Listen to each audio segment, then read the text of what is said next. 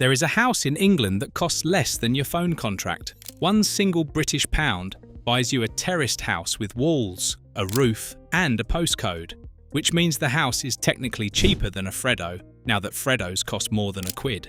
Several councils across this country have actually given homes away at that price, and no, it wasn't a joke or a publicity stunt. But here's the thing that nobody mentions. Britain doesn't do relocation incentives the way America does. There's no Choose Topeka program where a mayor Venmos you 15 grand just for turning up, because this country is far too awkward for that. What we've got instead is a patchwork of grants, schemes, golden hellos, renovation funds, and discounted home ownership deals that, if you know where to look and how to stack them, can put tens of thousands of pounds into your pocket for moving to places most Londoners couldn't find on a map. We're counting down 15 UK towns and schemes that will genuinely pay you, subsidise you, or bribe you with property to move there in 2026. Some of these are places, some are programs, and a couple are borderline desperate. Number 1 is so ridiculous you'll think I made it up. If this is the kind of content that makes your inner accountant sit up and pay attention, smash that like button. Subscribe, because your landlord is not going to tell you about free renovation grants. Let's get into it. Number 15, Sunderland. Average house price here sits at 110 grand, and that's not a deposit. That's the entire house. £110,000 in London gets you a really motivational conversation with an estate agent and a leaflet about shared ownership. Sunderland sits on the northeast coast with about 275,000 people, a massive Nissan factory, and a chip on its shoulder about being overlooked, which, to be fair, it has been for decades. What's changed is the Northeast Investment Zone, which brings £160 million in government funding over the next 10 years. Businesses setting up inside the zone pay zero employers national insurance on new hires, saving up to 25 grand a year per employee. And that means real jobs are coming, not we'll let you know ones. Rent averages about £480 a month. A metro ride into Newcastle takes 20 minutes. The beaches at Roker and Seaburn look genuinely gorgeous in a wrap up warm and pretend it's the Riviera sort of way. The part nobody mentions is that Sunderland lost population for years. Young people kept leaving, and the high street reflects that. But the investment zone money is starting to shift things, and if you're working remotely on a salary benchmarked to anywhere south of Birmingham, your money goes absurdly far here. Number 14, Blackpool. Yes, that Blackpool. Tower illuminations and a hen party density that could be measured from space. Average house price lands at £115,000, and average rent runs about £460 a month. Numbers that make even Rightmove do a double take. Something interesting is happening though. Homes England has poured £90 million into a housing regeneration programme across the town, converting brownfield land, building 550 new homes, and tackling the notorious houses in multiple occupation problem that turned whole streets into bedsit factories. A Towns Fund deal worth millions more is going into the centre as well. What people don't realise about Blackpool is that the seafront is genuinely being transformed. New restaurants have opened, tram links are improved, and conference business is coming back. The wind will still remove your will to live between November and March, but at £115,000 for a house and active government investment, Blackpool is not the punchline it used to be. Think of it as Britain's answer to those American towns that are slightly dented but still work. And speaking of towns reinventing themselves with serious money behind them, the next one might surprise you. Number 13, Hull. Average house price, £120,000, and before you make the face, just listen. Hull has genuinely become one of England's most underrated cities.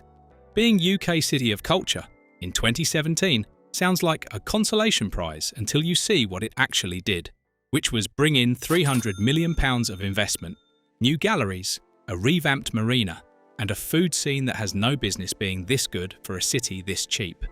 The city calls itself the UK's broadband capital, and that claim holds up. Kcom's full fibre network delivers excellent internet speeds, which matters enormously if you're remote working. Over at the Humber Freeport, growth in renewables and green energy is creating actual skilled jobs, not just warehouse shifts. Rent starts from about £500 a month. Trains reach London in under 3 hours. There's a proper university and a marina district that looks like it belongs in a much more expensive postcode. The honest part is that Hull still has rough areas, and parts of the city centre feel underfunded. People who live there will tell you it's an acquired taste, usually with a knowing grin. But at these prices, with this infrastructure, and with Freeport investment flowing in, Hull deserves a second look from anyone who's been priced out of everywhere else. Number 12. Burnley, Lancashire. This is the cheapest place to buy a house in England, full stop. Average price sits at £121,000, and that is not a typo. A 3-bedroom terraced house with a garden costs what a 1-bed flat deposit runs in Zone 4. Burnley sits in East Lancashire, about 25 minutes by train from Manchester, with a proper high street, a football club punching above its weight, and a cost of living that makes the rest of the country look economically deranged. Rent here averages around £600 a month, less than a room in a London house share. Median weekly wages land around £530, below the national average, but stretching far when your mortgage payment costs less than most people's car finance. The price-to-income ratio is genuinely manageable, which cannot be said for most of the south of England without nervous laughter. What people get wrong about Burnley is that they assume cheap equals terrible. Parts of the town have struggled, that's true, but the Pennine countryside is right on the doorstep, and the M65 connects you to the rest of Lancashire. If you're earning a remote salary while living in Burnley, you are printing money. Not figuratively, you are saving thousands a month that you'd bleed in rent elsewhere. Sometimes boring is just another word for solvent, which brings us to somewhere considerably less boring. Number 11. County Durham. Average house price runs about £135,000, but the stat that actually matters is this one. Durham has 4,090 long-term empty homes, the highest count of any area in England. 4,000 houses sitting vacant and gathering dust, while people in London fight bidding wars over studio flats with mould growing up the walls. The county stretches from the stunning cathedral city of Durham itself, which is medieval, gorgeous, and home to a world-class university, all the way out to former mining villages that have been slowly rebuilding since the pits closed. Bishop Auckland is getting a massive heritage-led regeneration, and the county is receiving Towns Fund and levelling up money across multiple settlements. Empty homes grants vary by council, but Durham County Council has been actively working to bring vacant properties back into use, and some neighbouring councils in the northeast offer renovation grants of £10,000 to £40,000 depending on the property and your circumstances. Fast trains from Durham Station reach Newcastle in 12 minutes and London in under 3 hours. The cost of living ranks rock bottom by national standards, and those 4,090 empty homes represent a real opportunity, especially as the government pushes councils harder on vacant property. If you've ever fantasised about buying a wreck, doing it up, and living mortgage light in a county with a UNESCO World Heritage Cathedral as your local landmark, Durham has been waiting, very patiently. Number 10. Barrow-in-Furness, Cumbria. This one works differently. Barrow isn't trying to attract just anyone. Barrow wants you specifically if you have engineering skills and fancy building nuclear submarines. BAE Systems is in the middle of the Dreadnought programme, the next generation of Britain's nuclear deterrent, and they need thousands of workers in Barrow. Skilled engineers, welders, project managers, graduates. The recruitment drive is enormous, and BAE offers relocation packages to get people there. Average house prices sit around £145,000, and an 808-home Marina Village development is under construction right now. Local letting agencies literally offer chauffeured viewings for BAE recruits because the company is pouring so many workers into the town. The reality check is that Barrow is remote, properly remote. It sits on a peninsula at the bottom of Cumbria, and getting anywhere else requires commitment. The Lake District looks gorgeous and sits close by, but amenities in town remain limited. You are moving to build submarines in exchange for affordable housing and a defence sector salary, and that's the deal. But if that deal works for you, BAE's recruitment pipeline stands as one of the most substantial employer-led relocation incentives anywhere in the UK right now, and they will help you move. Number 9. Northern Ireland and the co-ownership scheme. Imagine buying a house with literally no deposit, £0 and 0 pence. Half of co-ownership buyers in Northern Ireland do exactly that. The co-ownership NI scheme just received a fresh £153 million in government funding for 2025 to 2029, with a total investment package reaching £696 million when private finance and mortgage lending are included. Buyers purchase a 50 to 90% share of a property worth up to £210,000 and pay subsidised rent on the remainder, with the scheme targeting 4,000 homes over 4 years. Average Northern Ireland house prices sit at about £183,000, already well below the UK average, but towns like Strabane, Larne and Cookstown come in far cheaper still. And Northern Ireland has a unique economic advantage: dual market access to both the UK internal market and the EU single market, which keeps pulling in business investment. Belfast's tech sector has exploded, with 2,750 people working in cybersecurity across more than 100 companies. A proposed enhanced investment zone worth about £150 million will create further job incentives across the region. Nobody talks about Northern Ireland when affordable relocation comes up, and they should. It's the UK's best-kept housing secret, backed by a government scheme that eliminates the biggest barrier to home ownership, which is the deposit.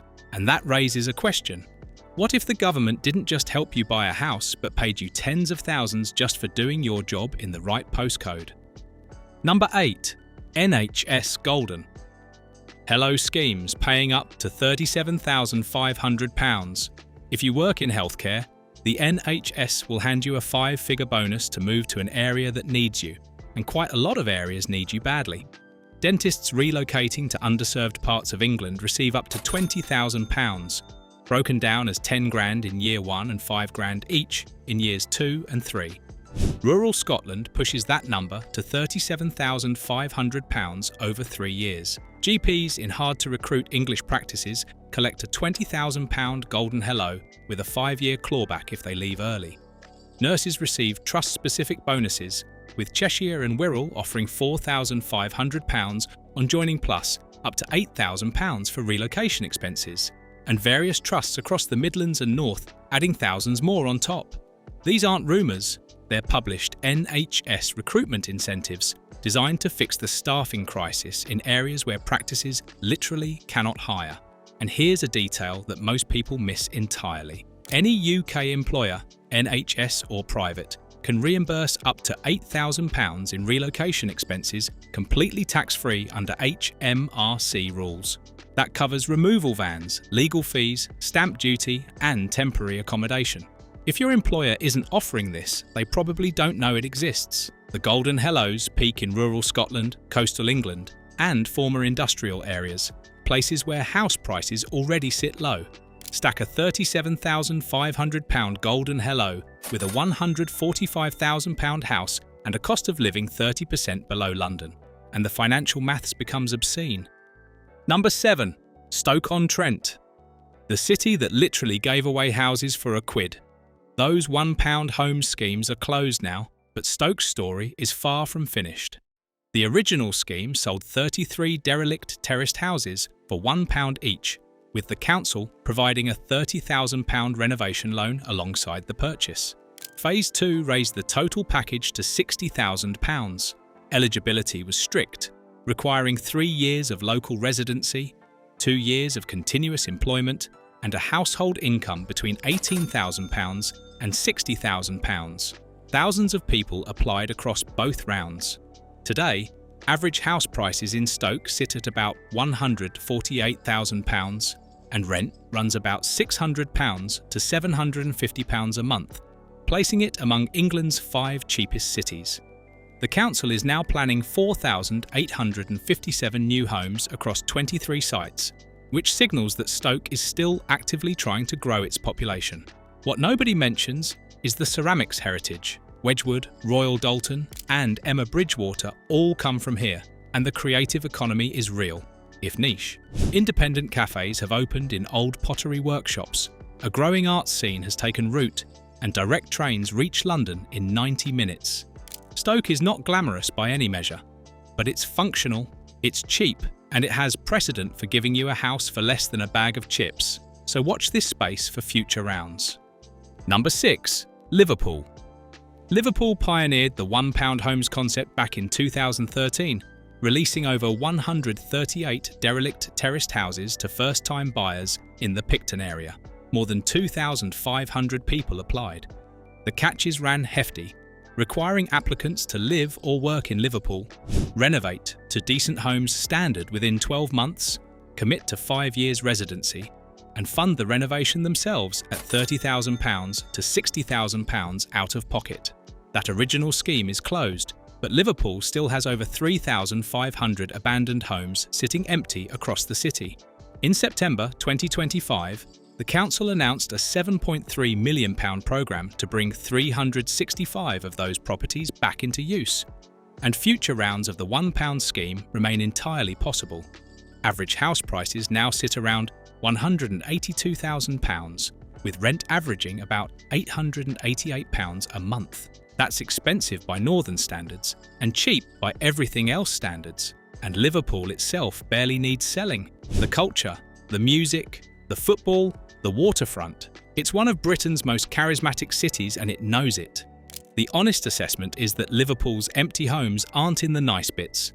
They're in areas that need heavy regeneration. But the council is pouring money in. And if you're handy with a drill and comfortable with a project, buying a renovation wreck in Liverpool remains one of the most financially creative things you can do in the UK housing market. Picture this for a second. You find a derelict terrace in Anfield or Toxteth and buy it for under £50,000. You spend £30,000 on renovation. You end up with a £150,000 house for £80,000 total. Meanwhile, your mate in London pays £1,800 a month for a flat he'll never own. And his shower is in the kitchen. Think about who's actually winning there. Number 5. The First Homes Scheme, offering 30 to 50% off, available nationwide. This isn't a town, it's a programme and it is absurdly underused. First Homes sells new build properties to first-time buyers at a minimum 30% discount. And in some areas, that discount reaches 50% off market value. That discounted price locks in permanently, so when you sell, the next buyer gets the same percentage off. The price cap after discount lands at £250,000 outside London and £420,000 inside. On a £300,000 new build in Manchester, that means you'd pay £210,000. In an area offering the 50% tier, that same house could cost you £150,000. Household income caps sit at £80,000, which turns out to be more generous than most people assume. The reason this scheme stays underused is that developers don't shout about it, estate agents don't push it, and most first-time buyers have never heard of it. Local councils negotiate first homes allocations on new developments, but awareness remains shockingly low. The scheme works best in affordable areas because a 30% discount on a £150,000 house in Hull means you're buying at £105,000. Combine that with a lifetime ISA, which gives you up to £1,000 a year in government bonuses, and stamp duty relief for first-time buyers covering the first £300,000. And the total government subsidy can easily pass £50,000. This is the UK's closest thing to the government paying you to buy a house. It just requires you to know it exists. Number 4. The Scottish Highlands and Islands, where crofting grants reach up to £38,000. Parts of the Scottish Highlands have a population density of 1.6 people per square kilometre, which is lower than Lapland, and not the theme park, actual Lapland.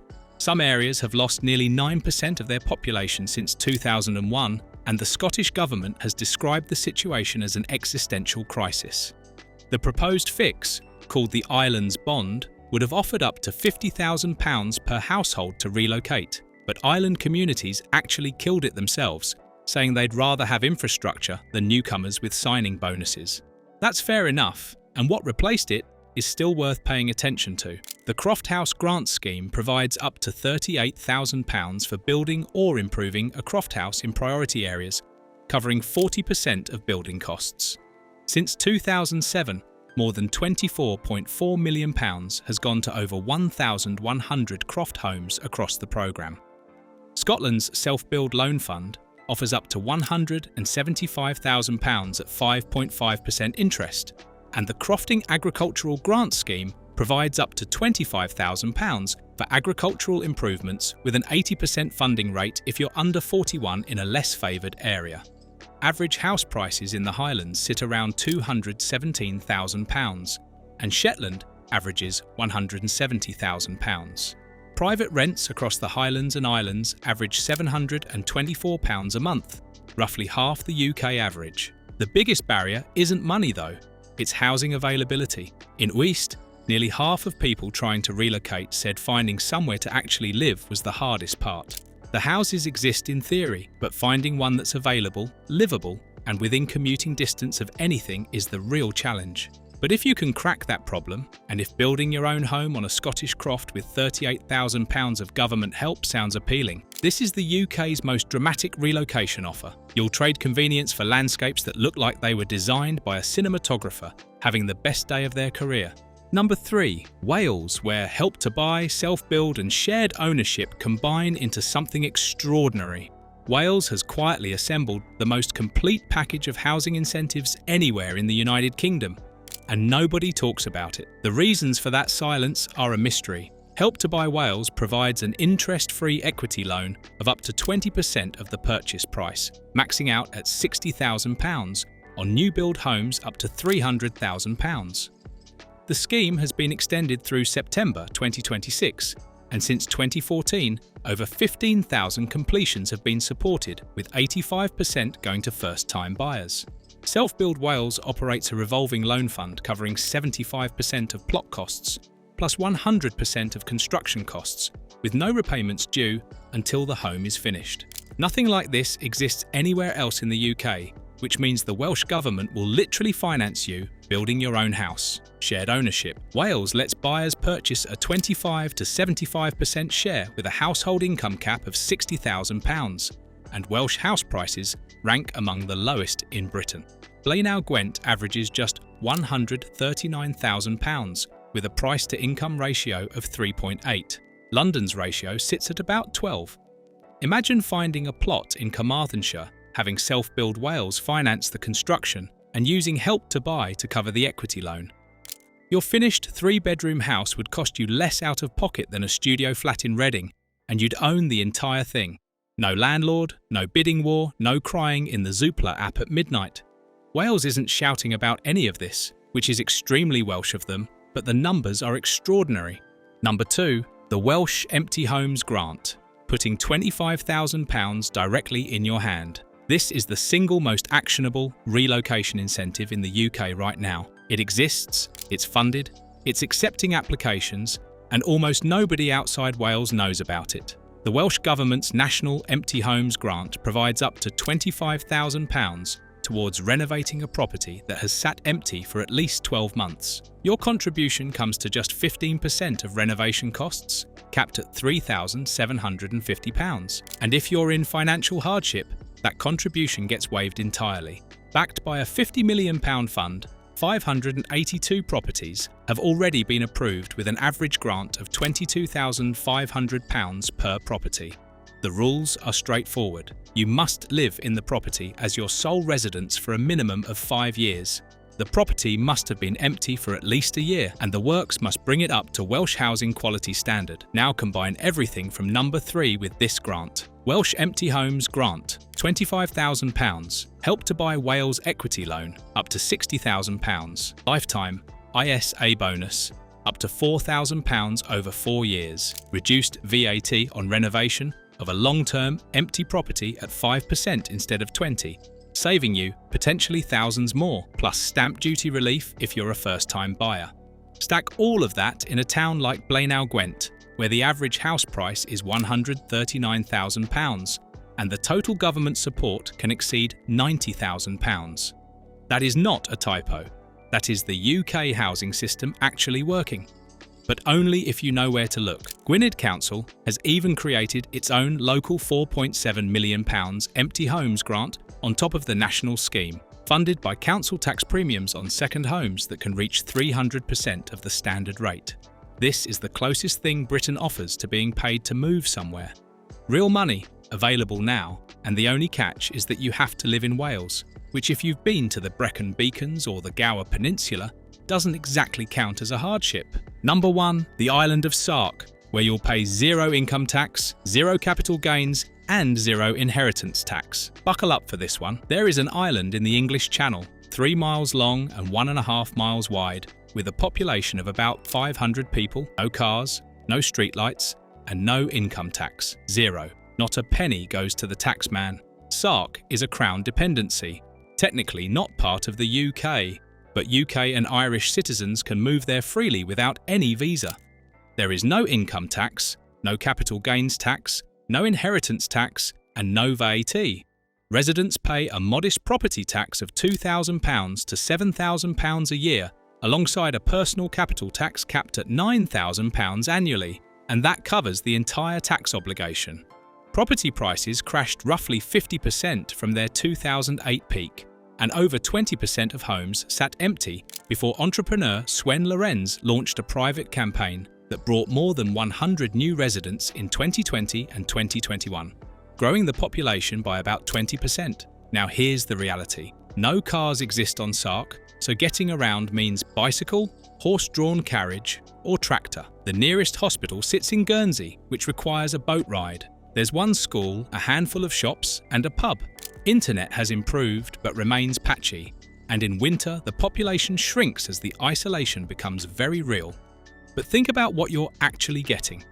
A tax-free existence on a dark sky island in the Channel Islands, where you can hear the sea from every point on the island, where there are no traffic jams because there is no traffic, and where your entire annual tax bill might come in below 1 month's rent in London. If you work remotely and your income comes from outside Sark, you keep essentially all of it.